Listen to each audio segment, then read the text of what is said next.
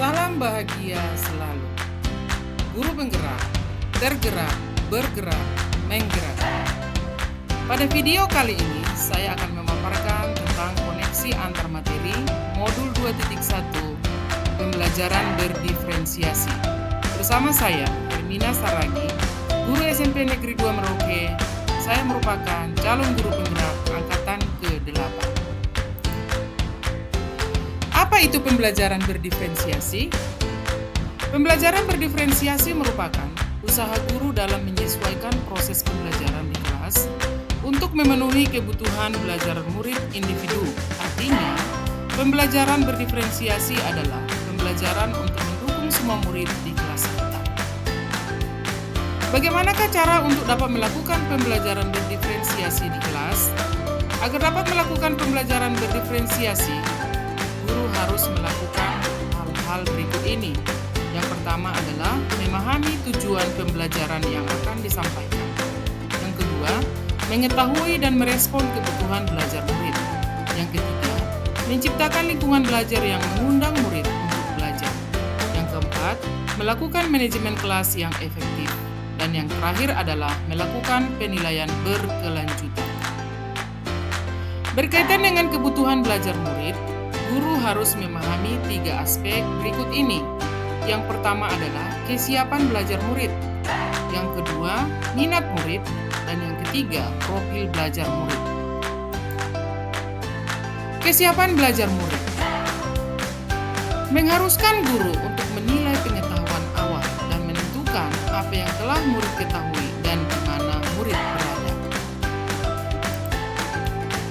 Minat murid. Minat setiap anak pasti berbeda-beda. Minat adalah salah satu motivator penting bagi murid untuk terlibat aktif dalam proses pembelajaran. Profil belajar murid ada 4. Yang pertama adalah lingkungan di mana siswa berada. Yang kedua, budaya setempat di mana siswa berada. Yang ketiga, gaya belajar murid. Yang keempat, kecerdasan majemuk. Kebutuhan belajar murid dapat diidentifikasi berdasarkan cara-cara berikut ini. Yang pertama, mengamati perilaku murid. Yang kedua, mengidentifikasi pengetahuan awal. Yang ketiga, mereview dan melakukan refleksi terhadap praktek pengajaran. Yang keempat, berbicara dengan guru murid sebelumnya. Yang kelima, membaca rapot murid di kelas sebelumnya. Dan yang terakhir adalah menggunakan berbagai penilaian formatif dan diagnostik. Strategi untuk mendiferensiasi pembelajaran. Ada 3 cara. Yang pertama adalah diferensiasi konten, yang kedua diferensiasi proses, dan yang terakhir adalah diferensiasi produk. Mari kita mulai dari diferensiasi konten.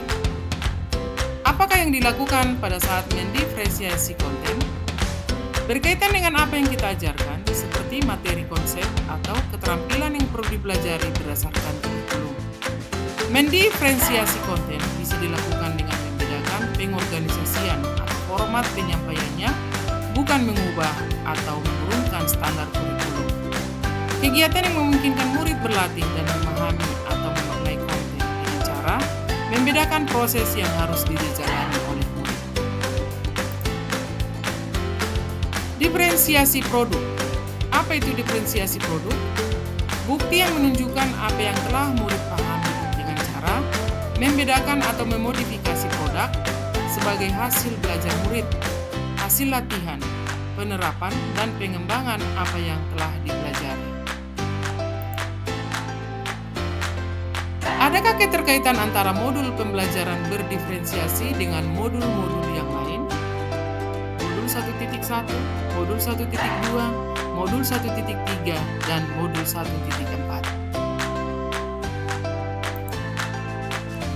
Keterkaitan antara modul 1.1 dan modul 2.1. Untuk dapat melakukan pembelajaran berdiferensiasi, maka guru harus berusaha memenuhi kebutuhan belajar anak sesuai dengan kodrat alam dan kodrat zaman berdasarkan filosofi Ki Hajar Dewantara.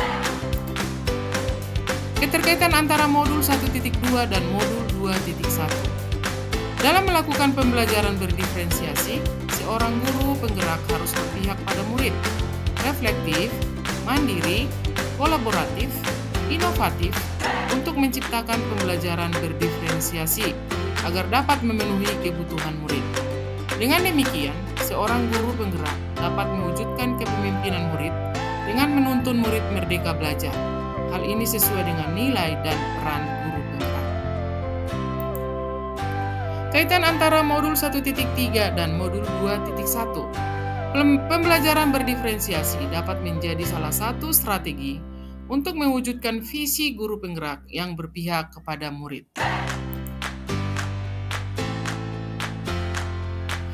Keterkaitan antara modul 1.4 dan modul 2.1. Dalam pembelajaran berdiferensiasi antara guru dan murid, harus ada kesepakatan kelas terlebih dahulu agar proses pembelajaran dapat berjalan dengan baik, sesuai dengan nilai-nilai budaya positif. Demikianlah pemaparan koneksi antar materi 2.1. Semoga bermanfaat, salam dan bahagia. Terima kasih.